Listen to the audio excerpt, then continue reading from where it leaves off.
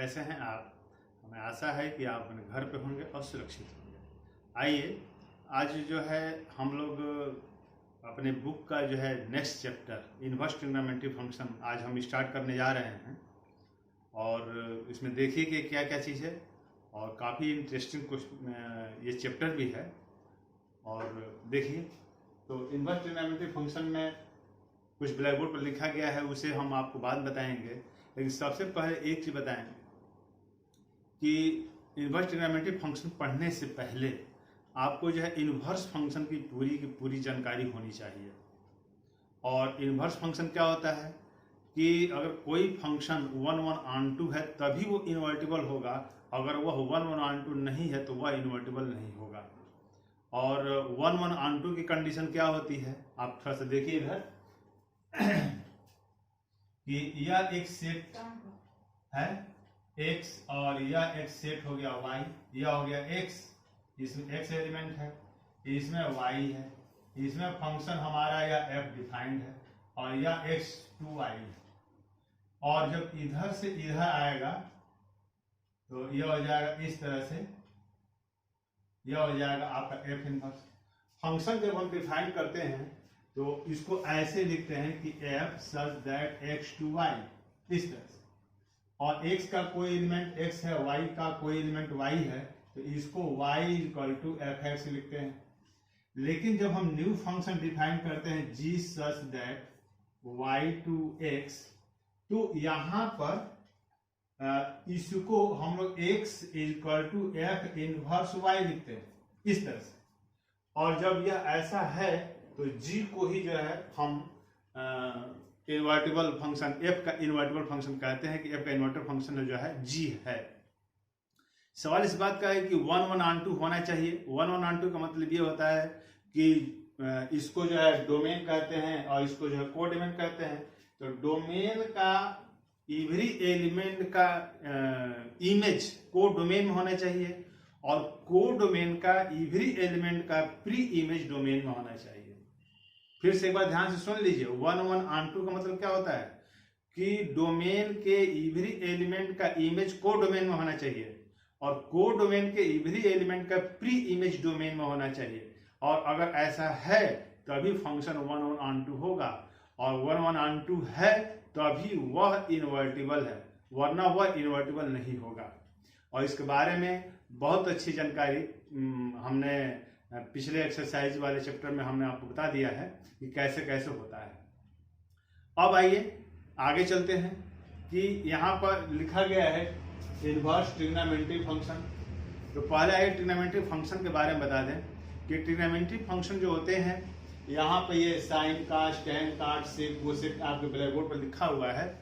और जिस तरह से यहाँ पर f सज x2y है उसी तरीके से यहाँ पर साइन r पे इतना है, कॉस रियल नंबर पे इतना है, टेन रियल नंबर पे इतना लिखा गया है, काट का लिखा गया है, सेक का है और ये कोसेक का लिखा हुआ है। सवाल इस बात का है कि इनवर्स ट्रिग्नोमेट्री फंक्शन चाहे जितने भी ट्रिग्नोमेट्री फंक्शंस होते हैं या कोई भी फंक्शन 1/(1)(2) नहीं होता है। अब सवाल इस बात का है कि जब 1/(1)(2) नहीं होता है तब फिर हम लोग इनवर्स ट्रिग्नोमेट्री फंक्शन पढ़ते क्यों हैं? इसका इनवर्स कैसे निकलेगा जब 1/(1)(2) नहीं होता है? तो इसके लिए हम लोगों ने क्या किया कि एक लिमिट ले लिया और उस लिमिट के तहत, यानी एक लिमिट का मतलब ये कि एक इंटरवल ले लेते हैं और उस यानी एक विशेष इंटरवल के तहत जितने भी ट्रिग्नोमेट्री फंक्शन होते हैं ये सारे के सारे 1/(1)(2) होते हैं, विशेष इंटरवल के तहत। और जब विशेष इंटरवल के तहत ये 1/(1)(2) होते हैं तब उसी विशेष इंटरवल के बारे में ही हम लोग जो है स्टडी करते हैं और उसी इंटरवल के बारे में हम लोग ज्यादा ध्यान देते हैं। अब सवाल इस बात का है कि विशेष इंटरवल निकलेगा कैसे?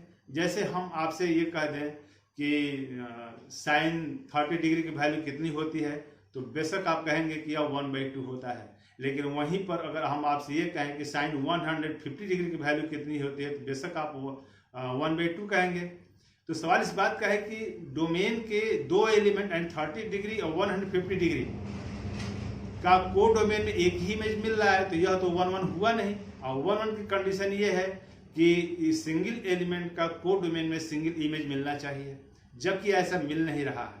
तो इसीलिए हम लोग जो है एक विशेष रूप का इंटरवल डिफाइन करते हैं और उस इंटरवल के माध्यम से हम ट्रिग्नोमेट्री फंक्शन को 1 1 ऑन टू प्रूव करते हैं और उसी विशेष इंटरवल की का ही हम इस ट्रिग्नोमेट्री इनवर्स ट्रिग्नोमेट्री फंक्शन में जो है स्टडी करते हैं।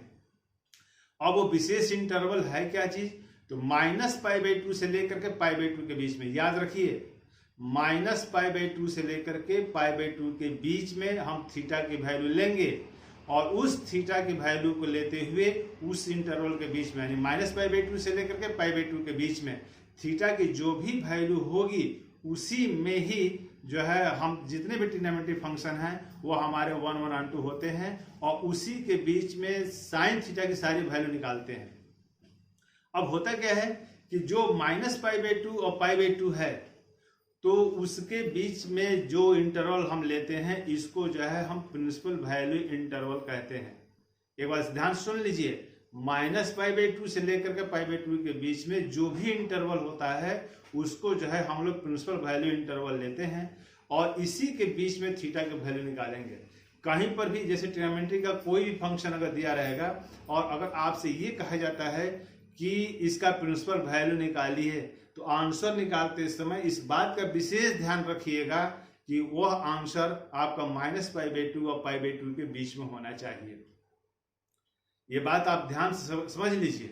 और दूसरी चीज ये कि जब जितने भी, अब आगे चलते हैं कि जितने भी इनवर्स ट्रिग्नोमेट्री फंक्शन हैं और जैसे यहाँ पर fx = x/y है या इसको ऐसे भी g के जगह पर हम लोग f इनवर्स लिख सकते हैं, f inverse such that y/x भी लिख सकते हैं।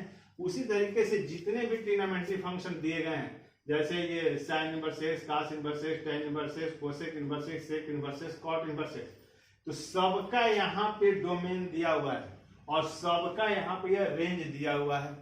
तो यह जितना डोमेन है और जितना रेंज है मैंने ब्लैकबोर्ड पर लिख दिया है, इसे आप लोग याद कर लीजिएगा और यह कंपटीशन में भी आता है।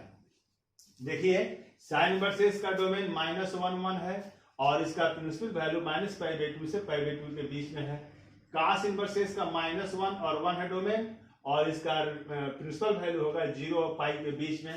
tan इनवर्स x का रियल नंबर है, -π/2 से π/2 के बीच में होगा।